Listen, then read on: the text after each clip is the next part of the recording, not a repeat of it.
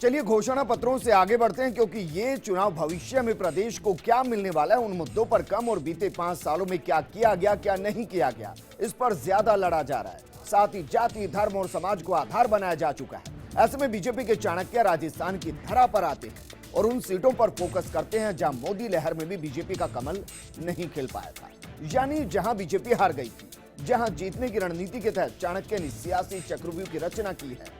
हम आपको बता रहे हैं शाह के करौली, टोडा भीम और कोटपुतली में जनसभाओं की बात। इन चारों ही सीटों पर बीते चुनाव में कमल नहीं खिला था, लेकिन क्या खिल पाएगा, ये रिपोर्ट देखिए। प्रधानमंत्री जन धन योजना, प्रधानमंत्री आवास योजना, सुकन्या समृद्धि योजना, मुद्रा बैंक योजना, जीवन ज्योति बीमा सुरक्षा योजना।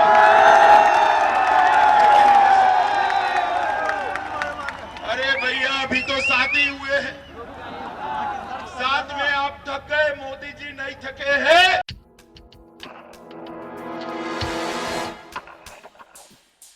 राजस्थान के रण में सियासी पारा गर्म है। ऐसे में बीजेपी के राष्ट्रीय अध्यक्ष अमित शाह कहां पीछे रहने वाले थे।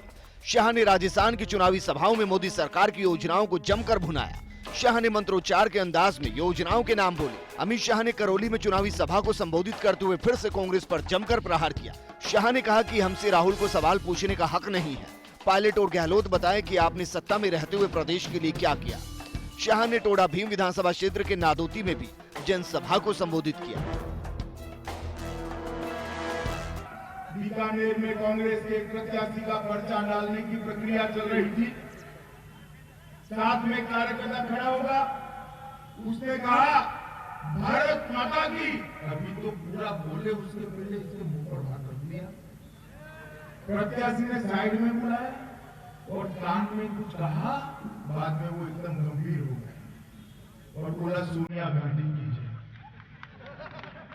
मुझे बताओ करौली वालों, जिनको भारत माता की जय बोलते हुए शर्म आती है, उसको इस देश का अन्न खाने का अधिकार है क्या?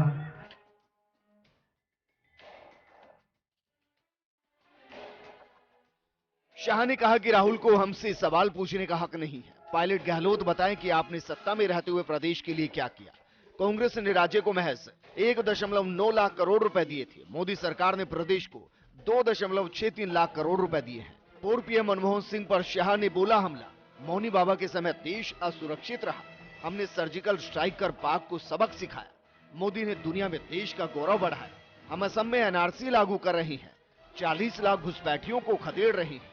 संसद में राहुल बाबा हल्ला मचा रही हैं, जैसे ये घुसपैठिए उनके मौसेरे भाई हो। हम कश्मीर से लेकर कन्याकुमारी तक घुसपैठियों को निकालेंगे। राजस्थान के घर घर में सैनिक। हमने 1 रैंक 1 पेंशन लागू की। चंबल परियोजना से नादोती को पानी पहुंचाएंगे। करौली के बाद अमित शाह का हेलीकॉप्टर जयपुर जिले की तरफ घूमा। शाह ने पहले कोटपुतली में और उसके बाद बस्सी में चुनावी सभाओं को संबोधित किया।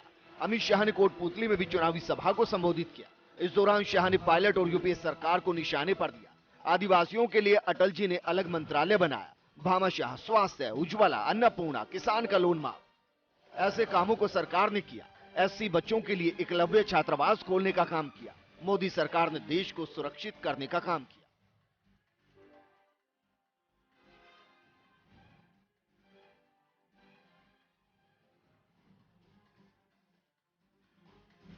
सेना के जवान 1 रैंक 1 पेंशन की मांग करते रहे, मगर कांग्रेसियों के निम्बर आंख कान पे एक सवाल पहुंचा ही नहीं।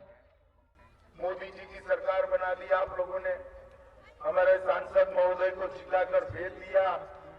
मोदी जी की सरकार बनी, एक ही साल में सेना के जवानों के लिए 1 रैंक 1 पेंशन का काम नरेंद्र मोदी जी ने समाप्त कर दिया।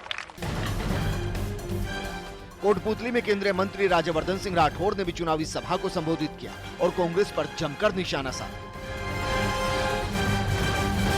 आपको याद रखना है कि जो भारतीय जनता पार्टी को वोट देता है वो देश को मजबूत बनाता है।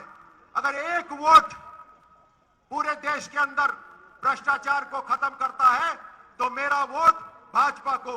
अगर एक वोट पूरे देश के अंदर आतंकवाद खत्म करता है तो आपका वोट भाजपा को।